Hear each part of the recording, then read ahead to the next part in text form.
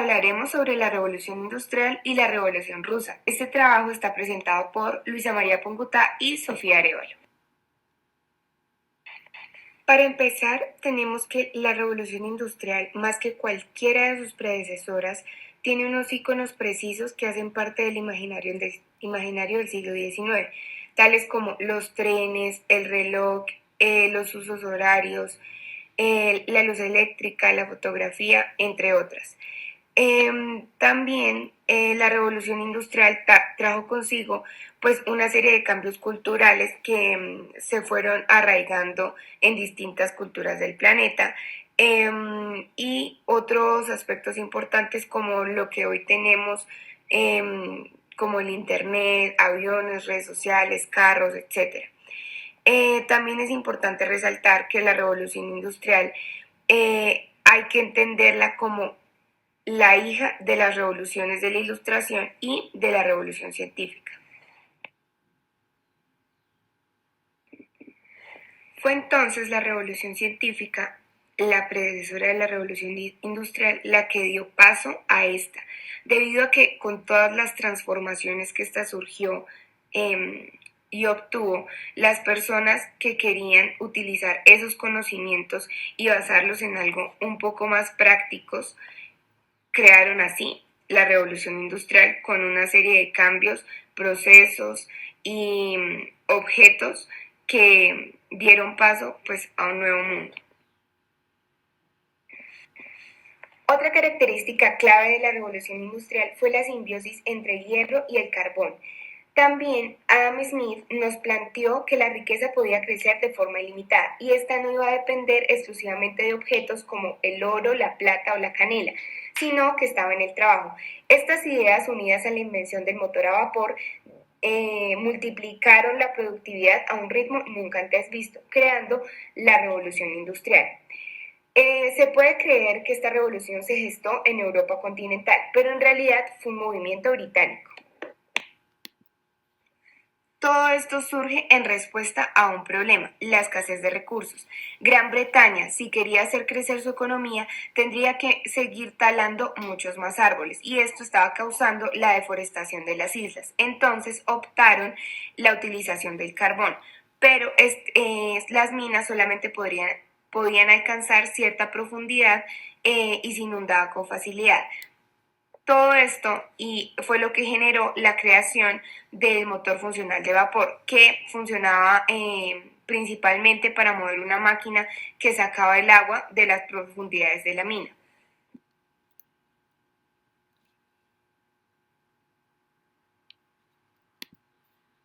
Debido a que por la revolución científica y tomando todos estos conocimientos y debido también a la reforma protestante, nace un grupo llamado los inconformistas. Algunos de estos personajes muy relevantes y reconocidos tomaron todo ese conocimiento y lo convirtieron así en algunos productos y mecanismos que iban a ser de gran utilidad. En primer lugar, como personaje inconformista tenemos a Thomas Newcomen. Él fue el primer creador de un motor funcional de vapor, pero James Watt toma esta idea y la vuelve mucho más eficiente incorporándola a la industria de carbón. Por otro lado, se tiene a Josiah Wedgwood, quien se nutrió del campo de quien nutrió mucho el campo de la química para mejorar su negocio de cerámica. Y en último lugar tenemos a el reconocido Adam Smith con una teoría muy importante sobre la división del trabajo que aumentaría en gran medida la productividad. Debido a que, en primer lugar,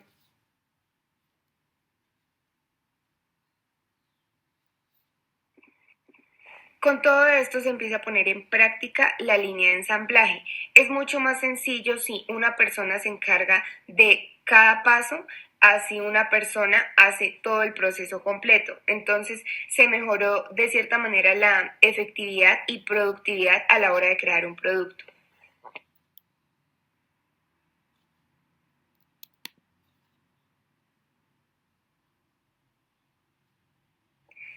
Como Inglaterra necesitaba interconectarse con otros países como la India para traer productos como la tela, se crearon barcos que se interconectaban a través de canales, pero como el agua es finita, se cambió esto después de un tiempo por los trenes. Ahora bien, con la llegada del motor, se rompieron todos los límites materiales de la humanidad. Pero el gran problema de esto es que el motor era alimentado por combustibles fósiles, el carbón, que en el momento era el recurso disponible. Estos daños medioambientales los podemos ver hasta en la actualidad. Ahora, por otro lado, con base al tiempo, el tiempo empezó a ser una medida de valor y representaba dinero. Entonces se propuso que los trabajadores empezaran a marcar su tiempo y así no abusar de los horarios. Pero de igual manera esto no funcionó. Debido a que todos estos inventos se generaron en Inglaterra, el punto cero se ubicó ahí, en Greenwich. Como Inglaterra Ahora bien, nació la creencia de que los países del continente europeo representaban el progreso y la civilización correspondió a un modelo específico, la aplicación científica que permitió la tecnología basada en combustible fósil articulado sobre el sistema económico del capitalismo. Frente a estos hechos, otras civilizaciones de los pueblos europeos contaban con un único discurso para validarse y afirmar su superioridad, justificar así sus ansias de dominación, el cristianismo.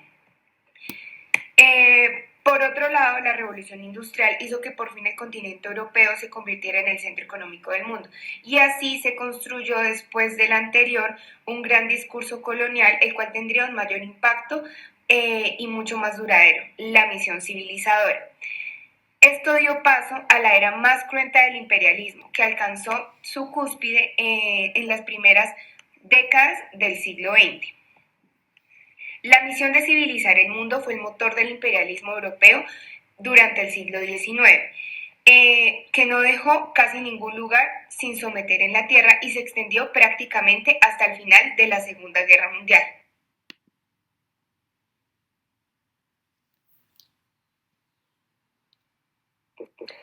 El naciente modelo económico, llamado capitalismo, se extendió como la única forma de crecimiento alcanzada en la historia de la humanidad.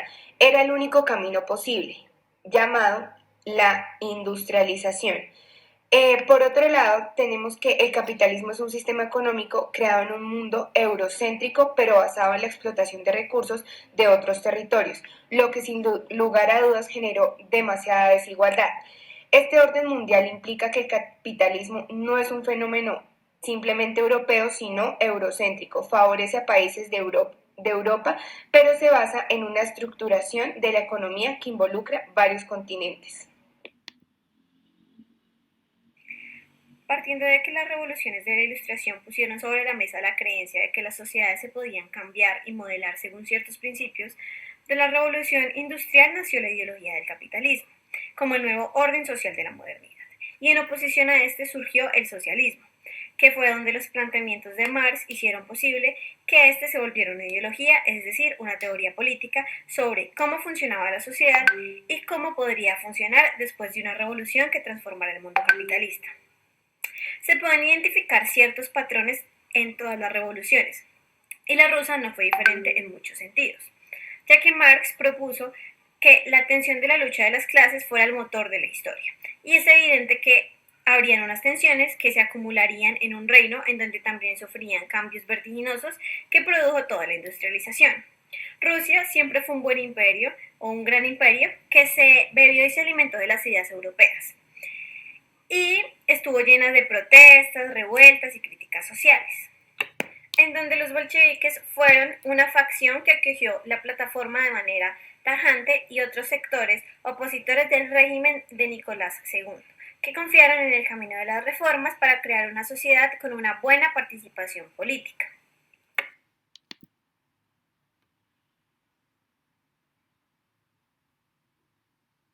A partir de la Revolución Rusa, desde febrero hasta octubre, los bolcheviques se tomaron el poder, en el cual se debatió la posibilidad de implementar un proyecto político desde las posturas más radicales hasta las más moderadas. Y en este instante hubo una apertura política, de transición hacia el fin del zarismo. Los bolcheviques supieron entender el malestar social y eligieron como los portavoces de esa necesidad acuciante de cambio de otras posturas moderadas que no fueron capaces de asumir. El apoyo de los bolcheviques en general fue un fenómeno muy urbano, específicamente de los obreros, mediante la figura de los soviéticos, que eran consejos de obreros y soldados, y la población bolchevique empezó a circular y a ganar aceptación entre el sector del ejército, aparte de obreros y soldados. El otro foco de protesta eran los campesinos, y aunque los bolcheviques no tenían ningún arraigo por las zonas rurales, estos supieron ganárselo al prometer una reforma agraria que recogía las grandes preocupaciones del campesinado. Por ende, los bolcheviques se tomaron el poder en octubre de 1917 y se creó un nuevo país llamado la Unión Soviética, más una nueva organización social que abolía la propiedad privada. Pero tras la creación de la Unión Soviética no se acabó con la revolución. Todo esto estuvo condicionado por la mente de un hombre, de un historiador muy importante, el cual era Joseph Fontana. Y tras la toma del palacio, se creó la Comisión Extraordinaria Panrusa, conocida como la Checa, que sería la primera policía secreta de la revolución bolchevique, y que heredó las tácticas de persecución política de la policía zarista. Estaba en contra de todo acto antirrevolucionario. Tenían una mentalidad de proteger la revolución a cualquier precio, y esto fue algo triste porque el régimen derrocado terminó siendo muy parecido al régimen revolucionario.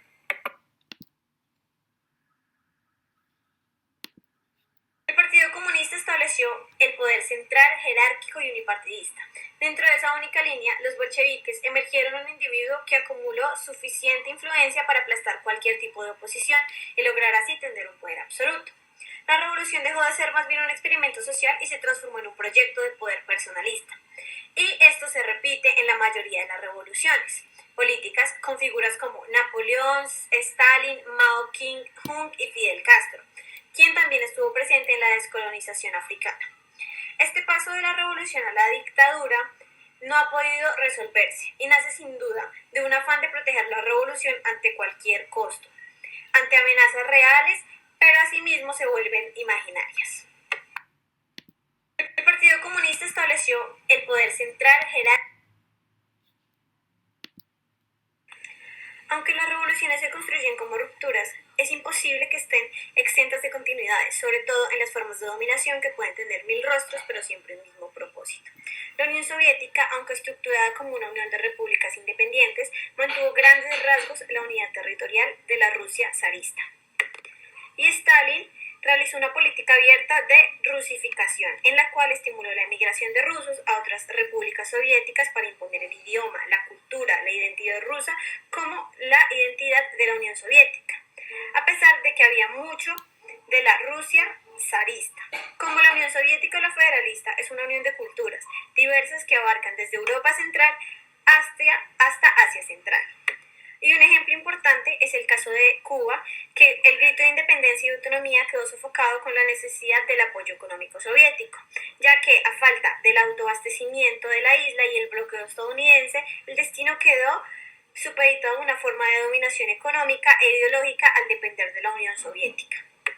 Y que cuando se derrumbó el proyecto soviético, esta isla quedó a la deriva, forzada a abrirse al turismo. Y décadas después se ha visto obligada a adoptar algunos rasgos del capitalismo para sobrevivir.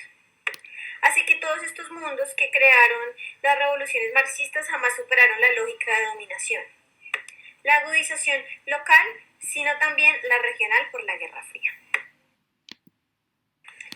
Aunque las revoluciones Y por último, con el fin de la Guerra Fría, se abrió la puerta a los procesos de que cada sociedad se bastara en sus particularidades sin tener que quedar atrapados en una lógica imperialista de bipolaridad.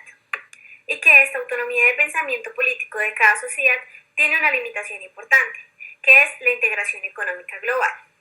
La ideología en la que estamos tiene el disfraz de ser apolítica, de ser solo una cuestión económica.